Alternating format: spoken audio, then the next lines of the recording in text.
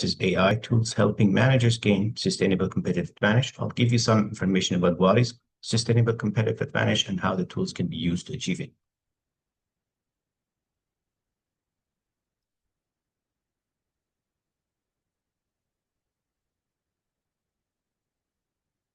All right, so did you know that 90% of the world's data was created in just the last 2 years? Yet less than 1% is even analyzed for business decisions, which is the crazy thing.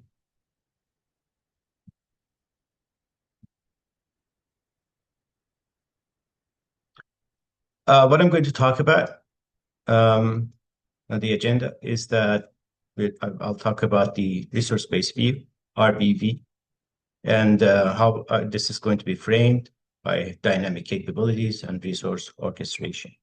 The learning goals are about understanding how RBV explains sustainable competitive advantage, or SCA, applying Vereen or Vario framework to AI resources, and identify practical tools managers can deploy.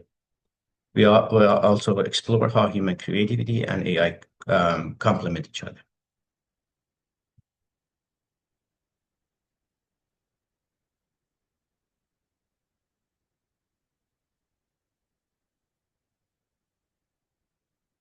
Can you guys see my slides, Mary? No issues with that for some reason? I can see your slide. You can see it, right? I can see it, right? Yeah. Yeah, we can see. Okay, there is an issue on my end. Oh, Looks like. Let me stop the share. Continue one more time. Apologies for that.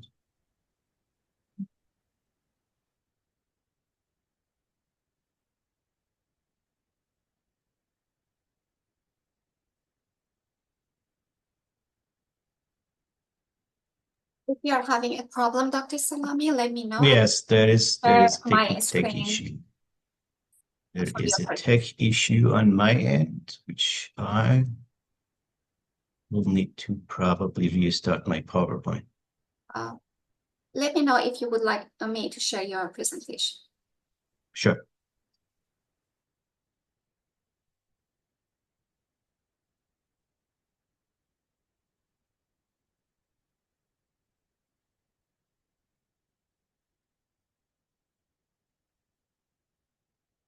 All right, I think I'm good. Share screen. Good. Looks like it's working now. You see the things, the tools that we have can't rely on it all the time. Things happen. All right. So yes, as I was talking about this, we will talk about all these topics, and some of them are managerial terms. I try to be as much as specific about each of them, but sometimes they are getting too complicated, and I will try to be a little bit easy on those. So what is RBV? Maybe a little bit about the resource-based view. So what is this resource-based view?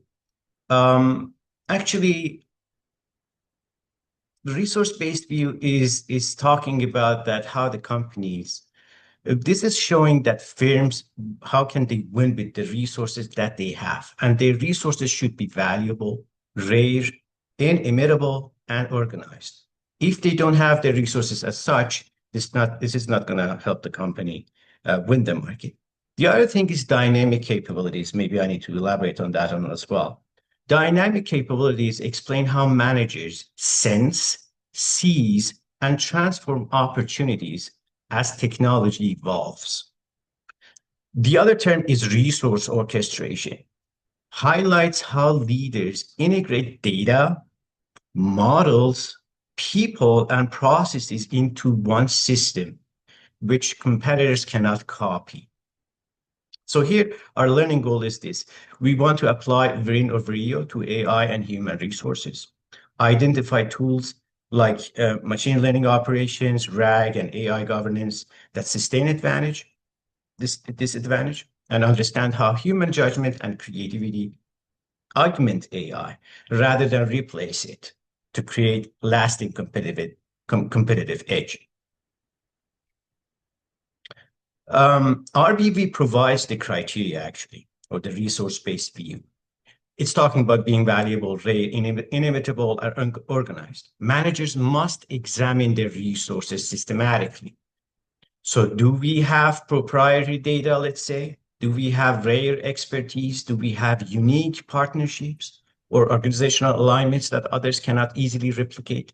This is how the resources can lead to that sustainable advantage. Dynamic capability, that highlights adaptation, actually. And that's about sensing changes, seizing opportunities, and transforming resources. Managers orchestrate assets by building and redeploying them continuously, which is essential in fast-moving AI context. So rather than framing it as human versus AI, the most effective approach is augmentation. Humans provide creativity, ethics, and contextual understanding, while AI provides scale and pattern recognition. Together, they outperform either one. An AI capability is the organizational ability to combine data, also to combine tech, people, and processes to deliver value. Research shows such capabilities are directly linked to innovation and long-term firm performance. It's not just about the tools that we have. Well, let's talk about the tools a little bit. The number one toolkit is the data advantage. Sustainable advantage begins with data quality and control. The first one is proprietary data. Like Netflix, owning rare, high-quality data creates a competitive moat. Clean, automated data pipelines ensure accuracy and scalability. The second one is absorptive capacity. Firms must recognize, assimilate, and apply new knowledge. Data is useless if employees and managers can't translate insights into action. The other one is data governance, such as catalogs, secure access, and clear data lineage protects reliability and compliance, turning raw data into a strategic asset. The other one is feedback loops, which is using data generators generates more data, right? So you have the data, using it generates more data. Netflix recommends recommendations cycle shows how this compounding loop reinforces rarity and valuable over time. So the example would be, let's say Netflix is generating some data for you. It's telling you what to watch, what not to watch, and then you start watching all those, let's say, products that they have offering. And then what happens that your usage of those tools will give Netflix more and more data. And again, this cycle is actually compounding. Toolkit number two is model advantage. True model advantage isn't about the algorithm. It's about the system around it. Systems, not just models. That's what I'm insisting on. Competitive edge comes from the full ecosystem, data pipelines, monitoring and business integration, not just deploying a model. For instance, RAG plus proprietary data. Combining retrieval augmented generation, or RAG, with private corpora creates unique high context outputs. I will give you more information about RAG. RAG is actually making a connection between internal data and external data. So the AI models can use both of them. The other one is machine learning operations for sustainability. Machine learning operations keep models reliable through automated training, deployment, and monitoring, preventing degradation over time. The last one is controlling technical debt. Clean code, track data, and documentation ensures scalability and faster innovation. In short, sustainable advantage comes from having unique data, strong operations, and maintainable system, not just having an AI model. Toolkit number three. is a true decision advantage means the company can outlearn its competitors, right? So there are examples here, A/B/N testing as default. Basically, decisions are made through controlled experiments, not gut feeling. Testing multiple variations reduces risk and drives continuous improvements. Causal inference tools are the other ones, empower teams are the other ones. And then I'm just jumping to the example. This is getting a little bit more technical. Maybe I can address it later. But let's talk about the example of Amazon. Amazon runs thousands of experiments every year, embedding experimentation into its culture. That's how Amazon is. The scale and speed of its learning systems have become very capable, which is very valuable and hard to imitate. They have all these combined. Toolkit number 4 is people and organizations. Even with advanced AI, people and culture remain the foundation of sustainable advantage. That's the key. Augmentation job design, for instance, is that when you pair humans and AI based on their strength for speed, scale, and creativity, and also for ethics. The goal is augmentation and not replacement. Communities of practice are what? We can create internal spaces for teams to share prompts, use cases, and lessons. This builds collective and intelligence and accelerates the learning. Balanced talent mix, combine AI fluent managers, data scientists, and domain experts all together. The right mix will bring and bridges the business goals and technical expertise all together. Culture of safe experimentation, that's to me one of the most important ones. That encourages pilots, small teams, and learnings from failure. A safe to fail culture drives innovation while minimizes fear of risk. So the key message is what? Technology scales capability. We all know that. But culture scales learning. By culture, I mean the culture of the organization. The firms that empower people to experiment responsibly will capture the most value from AI. Toolkit number 5, governance and risk. Again, governance isn't just about compliance, it's a strategic capability that enables responsible, scalable AI. So governance as a brain resource, when embedded early, governance reduces risk, builds trust, and accelerates adaptation. Firms that do it well gain a rare and inimitable advantage, which is rooted in culture and process. Again, the other ones, Mary, how much time do we have? So you have about 2 minutes. Really? Okay. Yes. So I'll be really quick. Yes. All right. So there are evidence that productivity has been accelerated by using AI, mostly by actually junior staff rather than more of knowledgeable people. So I'll skip on that one. Yeah, that technical glitch took most of our time. All right, maybe here, the roadmap to success. What is the roadmap? We can do this as a roadmap. For your first 90 days, build the foundation from an AI capability office. Okay, create a small cross-functional team with business, data people, IT, and risk to guide the strategy and ensure alignment. Run a Video scan, which is the strategic framework. Evaluates current data, models, people, and governance to spot strengths and gaps. You can start with small pilots, encouraging teams to test simple AI applications such as chatbots or workflow automation to build the confidence. And then that way, eventually, at the end, you will treat AI adaptation to make some capabilities.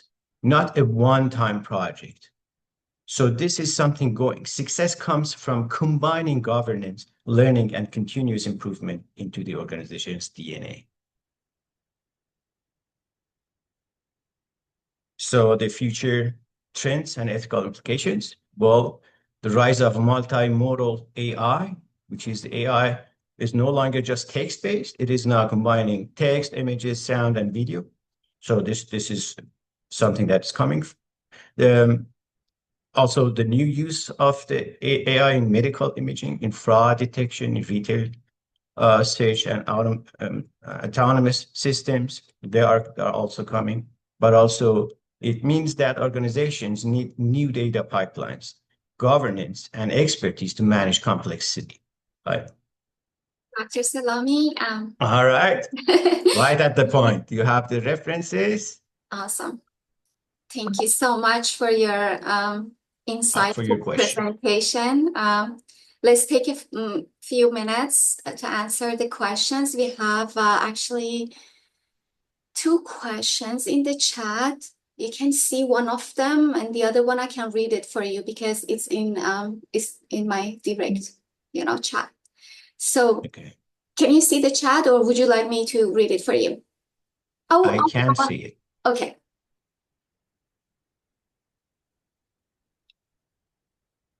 Okay. So one of the questions, the last one I see, is asking if it's possible to replace human managers with AI in a large organization. The answer is no. For now, so far, the technology has not given that possibility.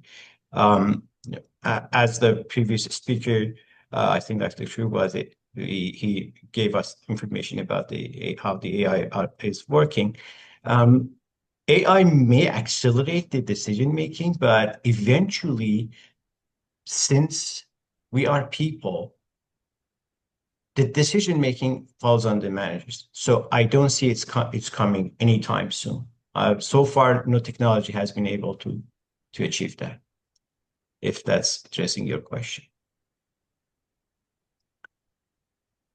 Mary, is there any other question you Yes, mentioned? I can read that for you. So I appreciate it. Mary asked this question: what are the most challenges to empower shop floor employees to trust AI in their daily tasks in manufacturing? In manufacturing specifically? Yes. Can you be more specific, like which part? So I would love actually to ask Mary to unmute herself to clarify more about this question. Yeah, because so in my organization we have a lot of sensor using AI to detect some defects, and some my shop floor employees really like they they used to use the eyes, right, the sensor, and they said, "Oh, are you sure that we can trust on it to make our job?" We used to do that by ourselves. So it's more like how we can empower our employee in shop floor who some of them are 65 years old, and that's quite of challenging I have. Thank you. Yeah, totally. I understand you. So the thing is that eventually, if manufacturing firms are moving to faster decision making by implementing AI systems in their assembly lines and the things that they have, eventually what happens is that some employees may need to be transferred to another maybe department. The thing is that that AI is not going to replace these people, but will make the work faster. It's like with higher scale. It's like I don't know if at the time when I was doing my doctorate, I had access to Google Scholar. I could just check on the thousands and millions of research papers online, right? Rather than maybe 20 years ago, if I wanted to have my doctorate, I should go to a library. So what is the difference? The difference is that as long as I know how to click on a link, check on the content and read that, well, that's a capability, right? So I can use the new technology. Do I know how this has happened? Like the process, who did that, who put that link, how the codes are working? I don't know. But can I use it? Yes. This is the only thing the manufacturing firms that with the older employees need to know. As long as they know how to work with AI, they are fine. So you don't really necessarily need to know how the processes are working, how this information is. This is something with you need to leave it to the engineers of the department. But people and employees, they can be moved to a different role, maybe a faster paced role, or maybe easier job even, but they are not necessarily removed or replaced by AI. So much, Dr. Salami. And so the next question is from Ashwin.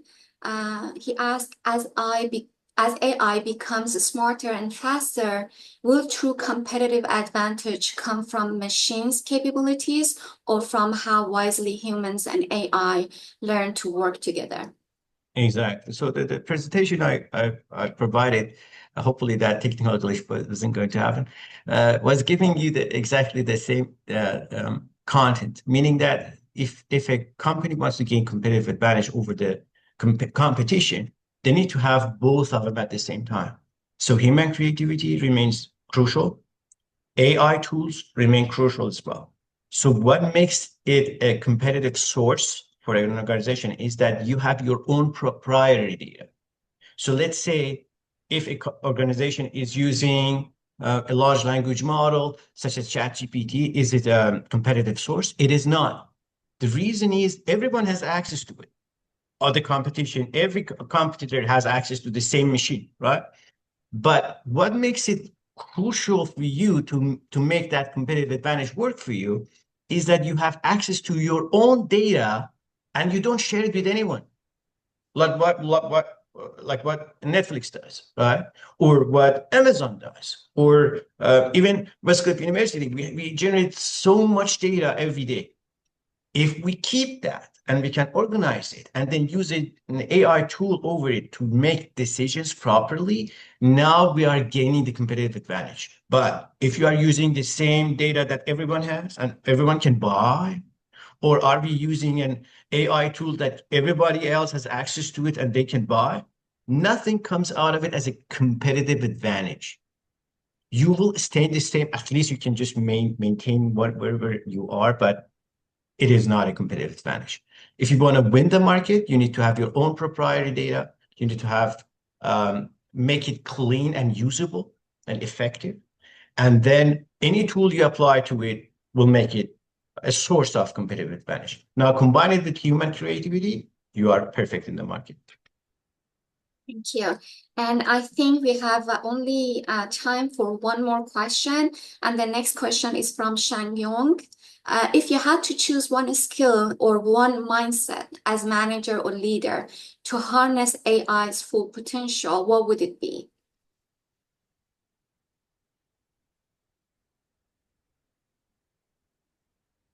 That's something I need to think a little bit about it. First of all, I believe the first thing is don't get confused, because what I've seen in organization is that usually top management are a little bit older, right? And they get confused by the bombardment of data they receive from AI. AI is AI. AI is blah blah. AI, and they are so much like fear of not having enough information. The thing is, AI has several layers, 7 to 8 layers. Some of them are very much structural and technical, which we don't need to have any understanding about. You absolutely don't need to know about it, because this is about how the data is generated, the engineering processes, and how they combine the computers and how they go through the data sources. Nothing, you don't need to know about any of those. What we need to know as managers is that how we can use these tools in order to gain competitive advantage. That's it. So if people are talking about neural networks, I don't know how they are combining data, how the computers should be connected. These are the information that are related to the engineers. We don't need anything about it. So don't make yourself confused by watching all those YouTube videos about AI, which are talking about like these data is and the probabilities, and you don't need that. The only thing you need, how to use the tool, how to apply it to your company to gain competitive advantage, and maintain a clear proprietary data that tool can use in order to achieve that goal. That's what you need. So propagation, I don't know, probabilities, I don't know, the math of how does this probabilities work, just test it. Thank you so much, Dr. Salami. Again, You're welcome. great presentation, and thanks to everyone for your engagement. We'll now pause briefly before our next presentation. So feel free to stay in the room or change your room if you would like to. Our next speaker will begin shortly. Thank you so much, Mary. It was a pleasure.